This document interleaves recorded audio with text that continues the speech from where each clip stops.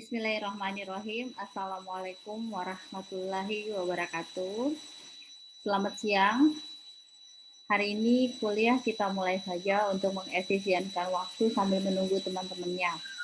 Di pertemuan keempat ini yang kita pelajari adalah sumber-sumber hukum internasional. Karena kemarin kita sudah pelajari pendahuluan, pengertian, kemudian sejarah hukum internasional, kemudian hubungan antara hukum internasional dengan hukum nasional. Maka hari ini kita akan mempelajari dari mana hukum internasional itu bisa diambil dan menjadi bagian dari hukum yang berlaku secara internasional, bahkan juga mungkin bisa masuk menjadi hukum nasional. Yang pertama, ketika kita berbicara sumber hukum, maka sumber hukum itu dibedakan menjadi dua. Selalu yang ada namanya sumber hukum formil dan sumber hukum material. Sumber hukum formil itu adalah sumber hukum yang dilihat dari bentuknya. Nah, ini kita bisa lihat biasanya formil ini konteksnya tertulis. Contohnya apa? Kita lihat ada namanya sumber hukum internasional dalam bentuk kitab undang-undang hukum acara pidana misalnya, kitab undang-undang hukum tata negara, kitab undang-undang hukum perdata, sumber hukum internasional misalnya kita lihat di sisi hak asasi manusia ada deklarasi hak asasi manusia yang biasa disebut Dukham, disingkatnya Dukham, ada undang-undang korupsi, ada undang-undang nomor 39 tahun 99 misalnya tentang hak asasi manusia. Ini yang disebut dengan sumber hukum formil. Biasanya dilihat dari bentuknya dan dia bersifat tertulis. Nah, bagaimana dengan sumber hukum material? Sumber hukum material adalah segala sesuatu yang menentukan isi dari hukum. Kalau tadi kita lihat dari bentuknya, bentuk dari sumber hukum formil itu tertulis. Sementara hukum material yang dilihat adalah isi dari hukum atau substansinya. Nah, kalau mengacu kepada pendapat Stark, dia mengatakan sumber hukum material itu untuk internasional, untuk hukum internasional itu disebut sebagai bahan aktual. Artinya bahan yang masih bisa dirujuk. Digunakan oleh para ahli hukum internasional yang menjadi standar atau untuk menetapkan hukum yang berlaku bagi atau terhadap suatu peristiwa atau situasi tertentu. Contohnya apa? Apabila ada penguasaan sepihak suatu negara atau okupasi. Nah, itu gimana? Secara substansinya apa yang menjadi dasar dia ada di situ mengokupasi negara orang lain? Atau misalnya terjadi suatu peristiwa, dalam hal ini pidana. Deliknya itu dilihat dalam mana? Bisa saja dilihat dalam acuan yang kita lihat di Kitab Undang-Undang Hukum Pidana. Itu disebut dengan ada standar yang berlaku pada suatu peristiwa atau situasi tertentu. Kalau konteksnya internasional, hukum internasional bisa dilihat dalam penguasaan sepihak suatu negara, dalam konteks pidana nasional, misal peristiwa nasional misalnya yang terkait apabila ada suatu peristiwa di dalam negara Indonesia dan peristiwa itu berbentuk pelanggaran atau kejahatan pidana, maka standar hukum yang berlaku itu adalah Kitab Undang-Undang Hukum Pidana. Nah, untuk sumber hukum itu ada 3 macam. 3 macamnya itu dilihat dari bahan-bahan atau materi apa yang merupakan isi atau substansi hukum itu. Sehingga bisa dibuat atau dibentuk. Jadi kalau kita berbicara tentang sumber hukum, itu kita berbicara tentang apa nanti bahan-bahannya. Bahan-bahan ini nanti bisa tidak merupakan suatu rancangan yang diberlakukan konkret seperti itu. Kemudian, bagaimana proses atau dengan cara bagaimana bisa terjadi atau terbentuk hukum. Hukum kan kita mengerti sebagai ilmu yang mempelajari tentang hak dan kewajiban. Jadi hukum itu selalu bersegi antara hak dan kewajiban. Jadi bagaimana proses atau dengan cara bagaimana bisa terjadi atau terbentuk hukum itu. Nah, yang ketiga, sumber hukum itu diartikan dalam bentuk dan wujud apa saja hukum itu menampakkan diri sehingga bisa dilihat, dirasakan atau diketahui. Jadi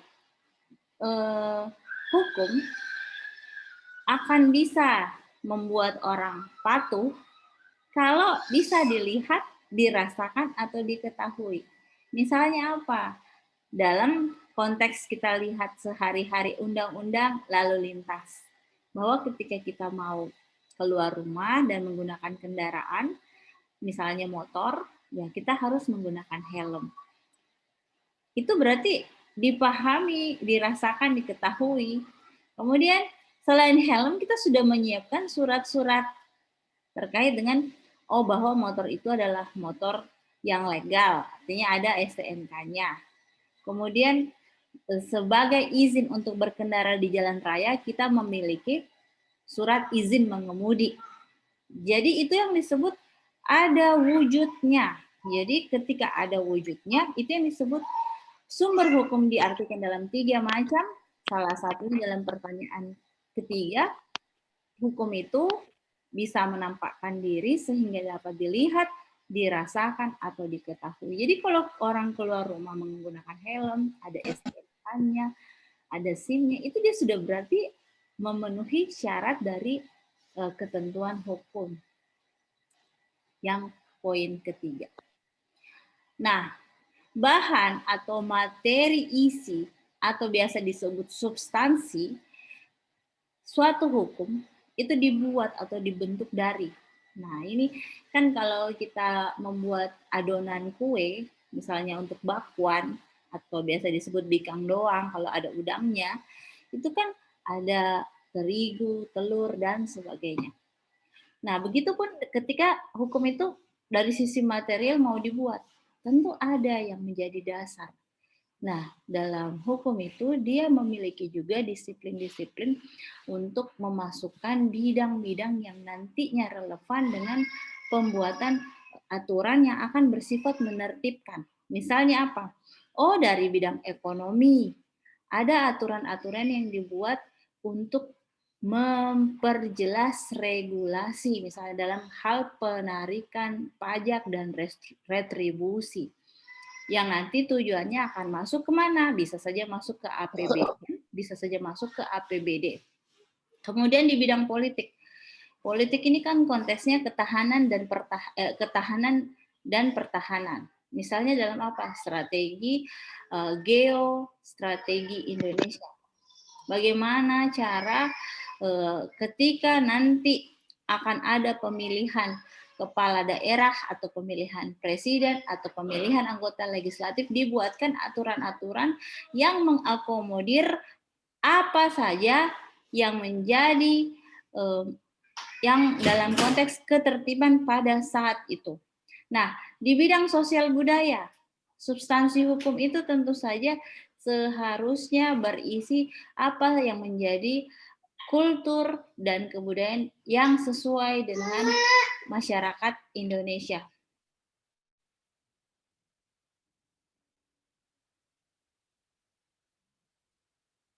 Dalam hal ini, masyarakat yang dimaksud dalam konteks hukum internasional tentu saja masyarakat internasional. Jadi konteksnya dia lebih global. Kalau konteks sosial budaya nasional, konteksnya adalah dalam skala Indonesia. Dan di bidang hukum itu sendiri, jadi aspek yuridisnya. Apa saja penguatan-penguatan yang diperlukan untuk membuat hukum di Indonesia itu berjalan lancar misalnya. Atau bagaimana dengan konteks hukum antar negara atau internasional. Jadi itu yang disebut bahan materi isi atau substansi hukum itu dibuat atau dibentuk dari berbagai macam bidang. Nah, Kemudian, bagaimana terbentuknya hukum? Nah, kalau disebut bagaimana terbentuknya hukum, kita berbicara faktor-faktor penyebab yang merupakan suatu proses yang bersifat kausalitas. Ada sebab, ada akibat yang membuat bahan-bahan atau materi-materi yang sudah ada ini bisa menjadi suatu aturan atau hukum yang mengandung hak dan kewajiban. Nah, terkait dengan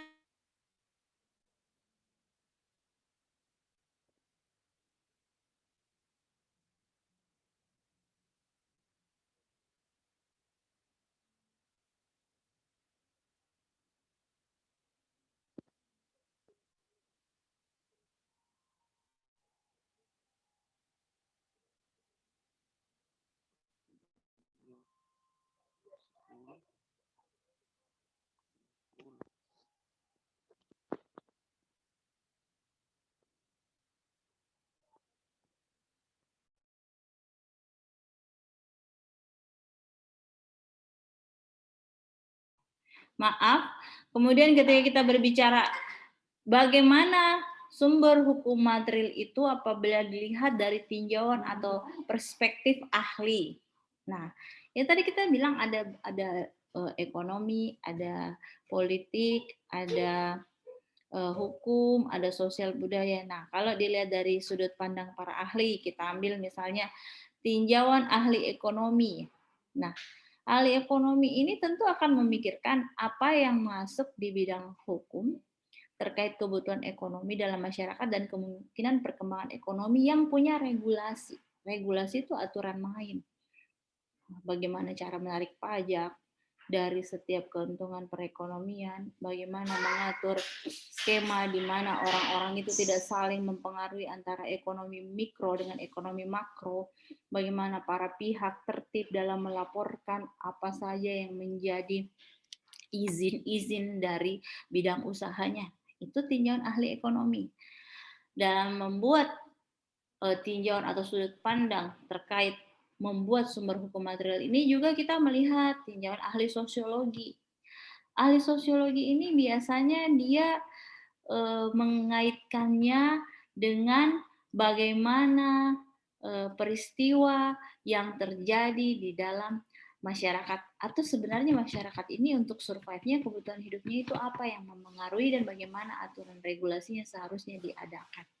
Misalnya kalau bidang ekonomi tadi harus ada perda terkait dengan UMKM misalnya untuk mengatur regulasi perekonomian di wilayah kabupaten, kota atau provinsi. Kalau secara sosiologis bagaimana nanti anak-anak masyarakat itu bisa meningkatkan kemampuan kesadarannya untuk hidup lebih tertib. Jadi konteks dari pengertian ahli sosiologi ini lebih kepada hukum adalah peristiwa yang terjadi di dalam masyarakat sehingga ketika peristiwa itu terjadi di dalam masyarakat harus ada mekanisme regulasi yang mengatur sehingga masyarakat itu bisa bertahan hidup. Apalagi kalau misalnya kita ambil konteks hari ini pandemi ya.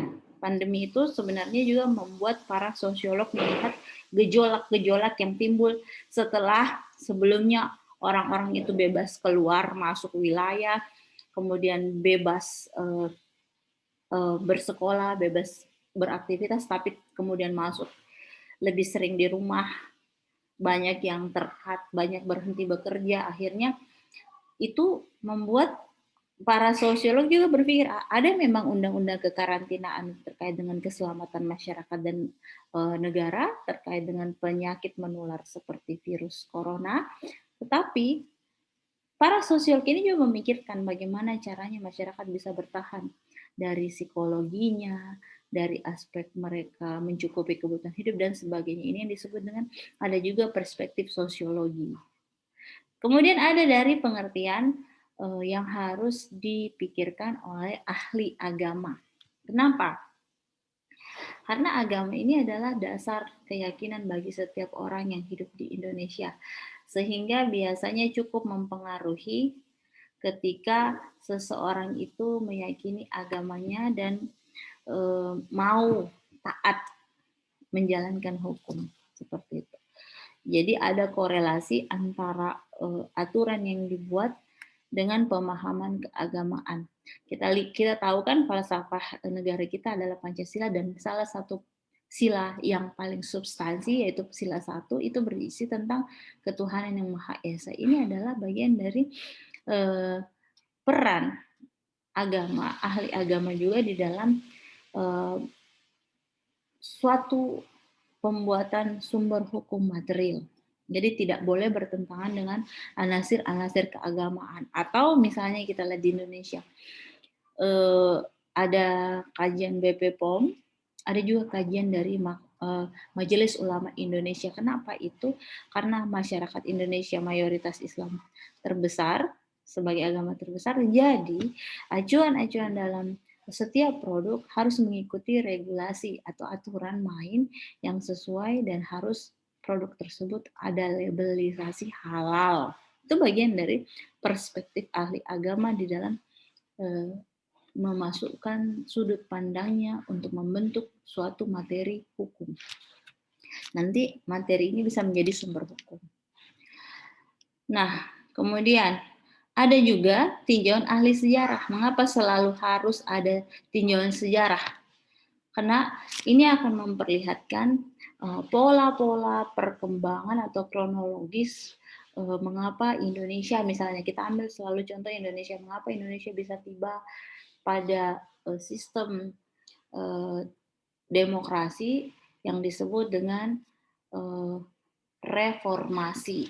Nah, ini bagian dari sejarah untuk mengungkap dan kemudian membuat juga satu regulasi yang sesuai. Makanya waktu setelah reformasi ada 4 kali amandemen Undang-Undang Dasar 1945. Itu adalah bagian dari mengakomodir, dan itu adalah ada juga peran ahli sejarah untuk membuat masyarakat itu mengerti terkait dengan perjalanan proses penyelenggaraan kehidupan berbangsa dan bernegara di Indonesia itu misalnya. Jadi dia suatu materi itu harus ada tinjauan sejarahnya, dan yang memberikan panduan biasa ahli sejarah. Dan ada juga tinjauan ahli filsafat. Mengapa diperlukan tinjauan ahli filsafat? Karena sebenarnya hukum itu adalah upaya untuk mencari keadilan. Nah, kalau kita melihat falsafah bangsa Indonesia apa? Kita melihat Konstitusi Negara Republik Indonesia itu Undang-Undang Dasar 45. Jadi apa yang ada di Undang-Undang Dasar penjelasan mukadimah itu, itulah substansi kehidupan berbangsa dan bernegara kita. Salah satunya apa? Ada konteks mencerdaskan kehidupan bangsa, ikut serta dalam perdamaian dunia, kesejahteraan sosial, dan segalanya. Jadi kalau konstitusi itu norma, kalau Pancasila itu nilai atau falsafah hidup di Indonesia. Jadi ada kepentingan ahli filsafat untuk melihat nantinya bahwa apa yang diformulasikan dalam suatu hukum atau sumber hukum nanti menjadi sumber hukum di Indonesia ataupun mungkin di skala dunia. Kalau kita bicara hukum internasional kan skala dunia, itu harusnya sesuai dengan anasir-anasir keadilan, sehingga nantinya dalam hubungan hukum antar negara, dalam konteks hukum internasional itu, setiap negara yang terlibat akan merasakan kemanfaatan, rasa keadilan, tidak didiskriminasi. Karena seperti yang kita sudah sebut, di bidang tertib hukum internasional itu hubungan adalah antar negara satu dengan negara yang lain itu seharusnya sederajat. Kemudian dari tinjauan ahli hukum. Nah, selalu itu kalau kita berbicara ilmu hukum dan kita bicara konteks hukum internasional, kemudian sumber hukumnya, selalu harus ada tinjauan ahli hukum. Kenapa? Karena nanti hukum ini adalah sesuatu yang bersifat mengatur. Makanya karena dia mengatur, maka harus ada pandangan dari ahli hukum.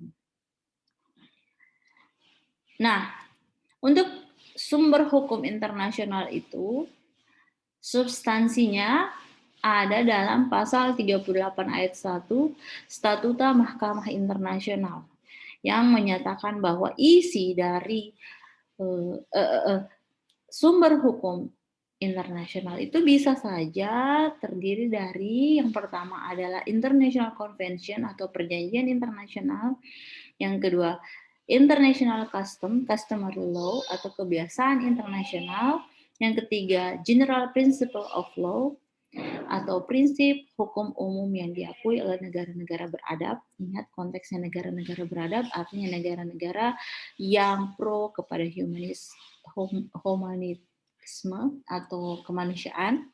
Kemudian judicial decision atau keputusan pengadilan, dan juga teaching of the most highly qualified publicity atau pendapat para ahli, dalam hal ini ahli hukum internasional yang telah diakui kepakarannya. Jadi tidak hanya sekedar ahli tapi sudah diakui, berarti punya banyak karya-karya ilmiah dan juga merupakan pengajar-pengajar ilmiah, pengajar-mengajar hukum yang konteks penelitiannya sudah sangat besar atau global, jadi dia sudah dikenal. Itu yang disebut dengan diakui kepakarannya.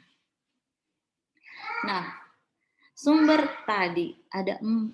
Kita lihat bagaimana sebenarnya daya ikat. Daya ikat itu kan artinya kalau ada pihak yang terlibat, maka ada pihak yang terlibat aktif, bisa saja ada pihak yang terlibat pasif. Nah, dalam konteks ini berdasarkan sifat daya ikatnya itu sumber hukum internasional dibedakan menjadi sumber hukum primer dan sumber hukum subsidiar. Kalau primer kita menyatakan primer berarti pokok utama ya. Makanya sifatnya sumber hukum ini dapat berdiri sendiri. Kalaupun tidak ada keberadaan sumber hukum yang lain, it's okay. Kemudian ada yang bersifat tambahan atau subsidiar.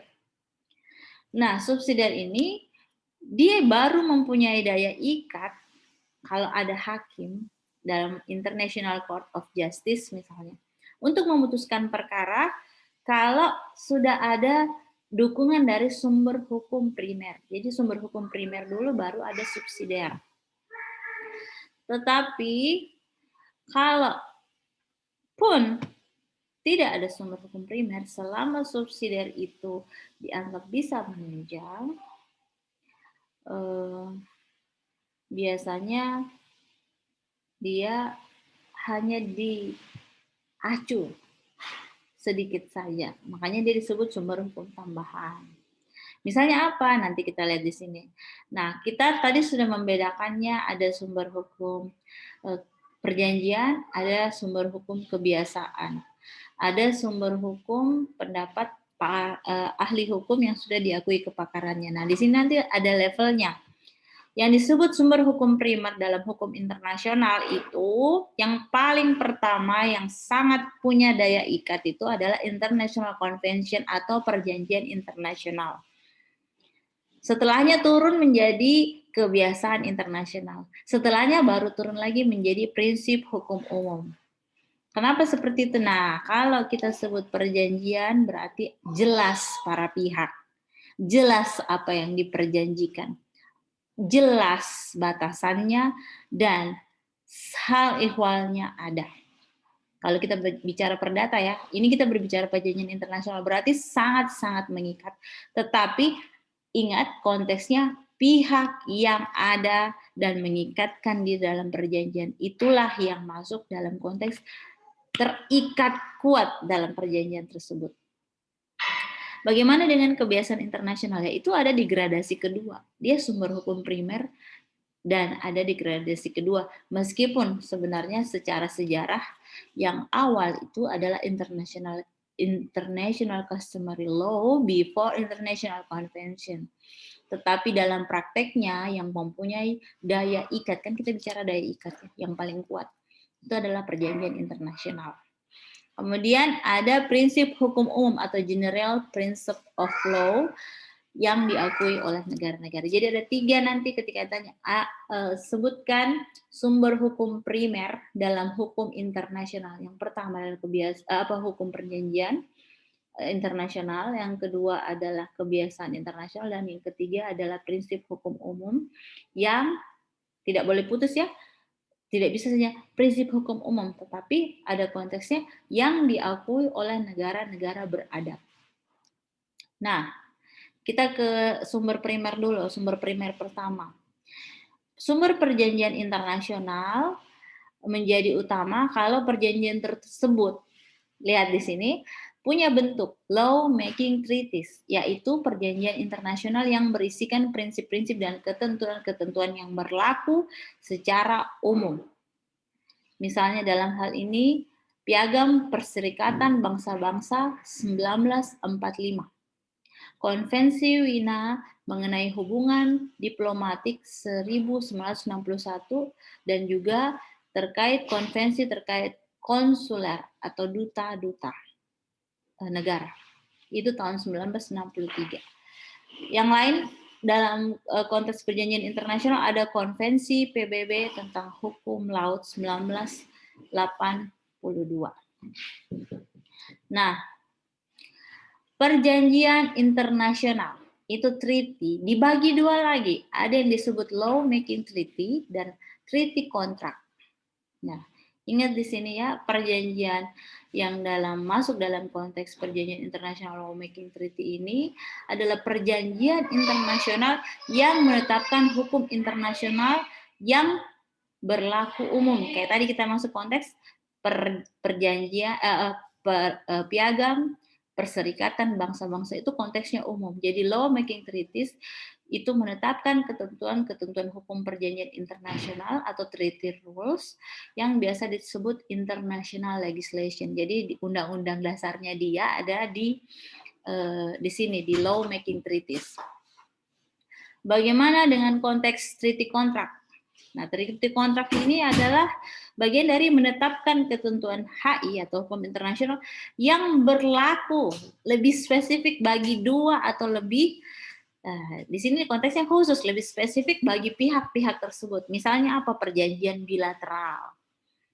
Nah, sehingga karena dia berlaku bagi pihak-pihak khusus tersebut, maka ketentuan hukum internasional hanya untuk hal khusus dan tidak dimaksudkan berlaku umum. Itu yang disebut dengan perjanjian-perjanjian yang kita sendiri mau terlibat, bukan seperti piagam PBB. Nah, untuk beberapa hal dapat berlaku secara umum melalui kebiasaan.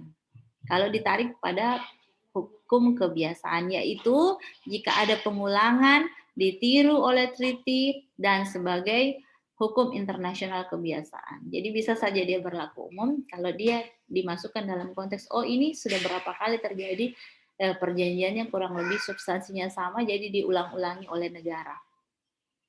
Nah, yang kedua dalam konteks kebiasaan internasional sebagai primary law atau sumber hukum primer. Ini berasal dari apa? Praktek negara. Jadi negara terkait sikap dan tindakan terhadap suatu persoalan. Contohnya kita lihat pada Konvensi Hubungan Diplomatik Konsuler dan Hukum Laut tahun 1958 dan Hukum Perjanjian tahun 1969. Ada hasil kodifikasi yang mengikuti pola-pola waktu di Konvensi Hubungan Diplomatik, Konsuler, Hukum Laut 1958 dan Hukum Perjanjian tahun 1969 itu kurang lebih hampir sama. Nah, ada juga yang kemudian penggunaan, ini kita lihat hukum kebiasaan internasional sebagai primary sumber hukum internasional kedua ya, yaitu yang kedua kita bisa melihat pada penggunaan bendera putih sebagai bendera tanda ketika ada pihak yang bersengketa atau perang. Kemudian ketika sudah ada bendera putih, maka seharusnya pihak yang mengibarkan bendera putih itu mendapat perlindungan. Utamanya biasanya utusan-utusan yang dikirim untuk mengadakan hubungan dengan pihak musuh.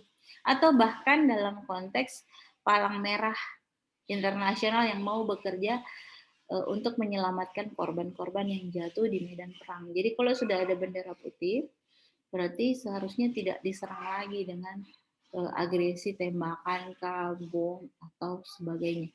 Itu adalah bagian dari kebiasaan internasional. Tapi kalau sudah mengibarkan bendera putih dan tetap diserang, wah itu biasanya melanggar yang menjadi hukum kebiasaan internasional. Sanksinya bagaimana? Ya sanksinya bisa besar kalau terdapat bukti-bukti, tetapi sanksi itu biasanya bisa diabaikan kalau tidak terekap dalam laporan investigasi setelah perangnya usai, misalnya ya. Nah, sumber hukum primer ketiga dalam hukum internasional adalah prinsip-prinsip umum hukum bagi negara-negara yang beradab. Kita lihat yang prinsip pertama ada jus cogens. Di jus cogens ini adalah serangkaian prinsip atau norma yang sebenarnya tidak dapat diubah, tidak bisa diabaikan, dan karenanya berlaku untuk membatalkan suatu traktat atau perjanjian antar negara-negara. Dalam hal traktat atau perjanjian tersebut tidak sesuai dengan salah satu prinsip atau norma. Jadi ada jus cogens yang merupakan prinsip hukum umum. Misalnya apa? Ada yang melaksanakan perjanjian, tetapi perjanjian itu terkait dengan pemusnahan suatu etnis. Itu tidak boleh, karena bertentangan dengan prinsip jus cogens, prinsip hukum umum yang tidak sesuai dengan prinsip kemanusiaan. Kemudian ada asas teritorial, prinsip selanjutnya. Menurut asas ini, negara melaksanakan hukum bagi semua orang dan semua barang yang ada di wilayahnya dan terhadap semua barang atau orang yang berada di wilayah tersebut. Jadi berlaku hukum asing internasional sepenuhnya. Jadi kalau ada orang asing masuk di Indonesia, maka pihak negara Indonesia itu seharusnya melindungi, tidak boleh membiarkan apabila warga negara asing itu ada di wilayah NKRI dan dia didiskriminasi atau bahkan mendapatkan tindakan kekerasan. Jadi tetap dimanapun, karena semua tempat adalah asas teritorial atau wilayah. Jadi walaupun dia berpindah dari Indonesia menuju ke Malaysia, ya dia adalah warga negara Indonesia, dan di tempat yang baru itu dia juga harus dilindungi seperti itu. Nah, ada juga asas kebangsaan.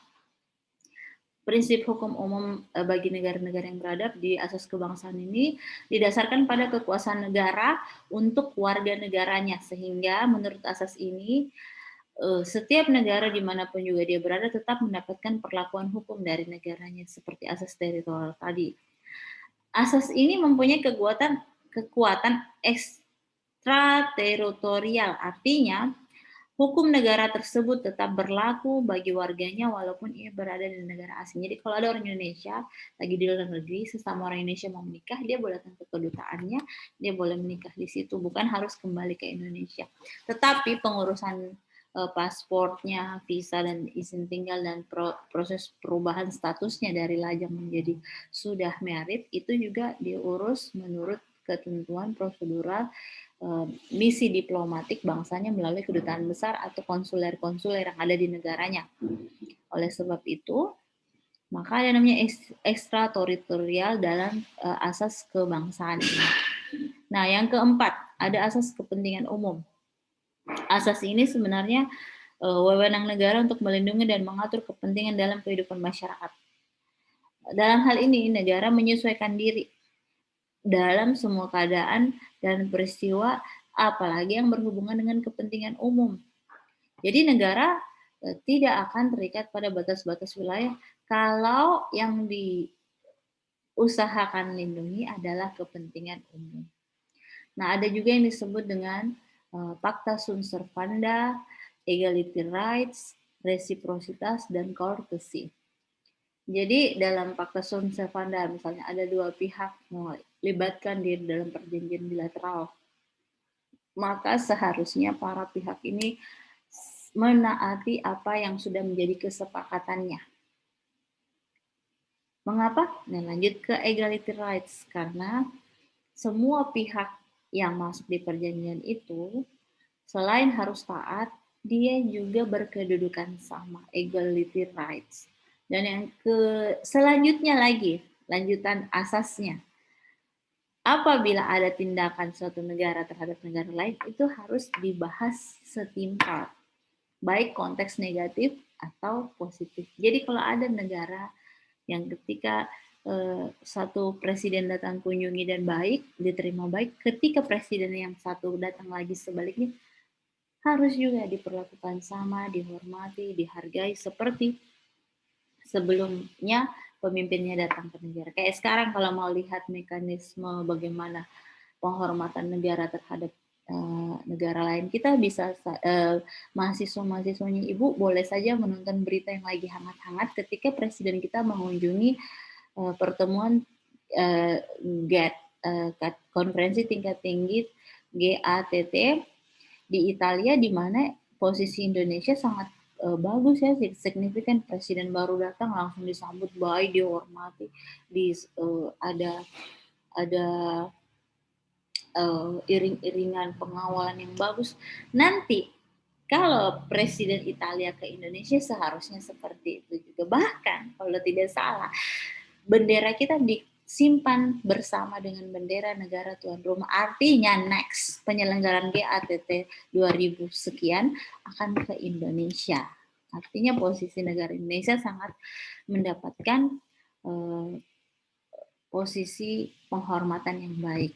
Nah, kita ke asas selanjutnya, courtesy. Saling menghormati dan saling menjaga kehormatan negara. Ini seperti juga hubungan antara pihak, antara teman misalnya. Jadi setiap kita memberikan kebaikan kepada teman kita, tentu saja teman kita akan berpikir, oh Roy tadi sudah kasih saya minuman, lain kali saya mau balas deh. Itu walaupun sekedar niat pun itu adalah bagian dari saling menghormati, saling menjaga kehormatan di antara para pihak. Nah, dalam konteks hukum internasional asasnya adalah courtesy, saling menghormati dan saling menjaga kehormatan negara, antar negara ini konteksnya. Ada juga asas rebus sic stantibus dan asas hukum umum. Less than a minute, mungkin tiba-tiba berhenti, habis, tetapi kalau ada pertanyaan silakan boleh di-share di grup, nanti kita akan Ibu akan coba bahas dan kuliah ini bisa komplit dipahami oleh Ibu. Jadi next dalam rebus sic stantibus ini adalah sebenarnya asas yang sangat fundamental terhadap keadaan yang bertalian atau berkaitan dengan suatu perjanjian. Jadi fundamental isunya akan ada ketika ada perubahan yang mau dibuat dalam suatu perjanjian. Yang dipakai adalah asas rebus sic stantibus. Nah, kemudian ada asas umum hukum. Asas hukum umum. Di mana bahwa ada sistem positif, sistem hukum positif itu adalah sistem hukum yang berlaku sekarang saat ini. Kemudian dalam pasal 38 ayat 1, maka asas hukum umum merupakan suatu sumber hukum formal utama yang berdiri sendiri di samping kedua sumber hukum yang telah disebutkan di muka. Jadi asas hukum umum ini menjadi primer setelah perjanjian internasional dan kebiasaan internasional. Nah, di samping sumber hukum subsidiar, kita sumber hukum primer, kita juga mengenal sumber hukum